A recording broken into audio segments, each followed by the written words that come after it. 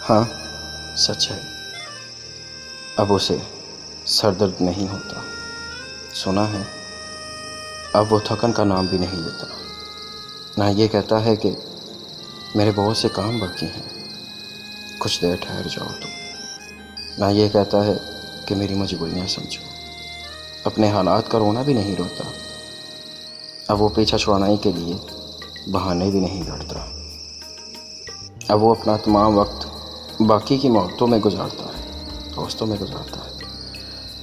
अब उसे कोई खौफ नहीं रहा जिसके साथ से उसको बहुत उलझन सी होती थी।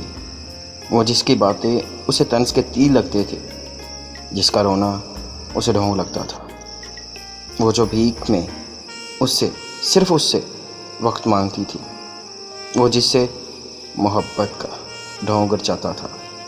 वो जिसको बदल जाओ का हर बार हुक्म देता था। वो लड़की अब सचमुच बदल गई है। नाम नाम वो भीख भीख भीख में मोहब्बत मांगती है, ना वक्त मांगती है।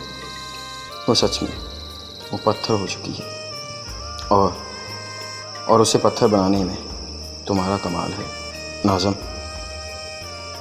तुम्हारा कमाल है।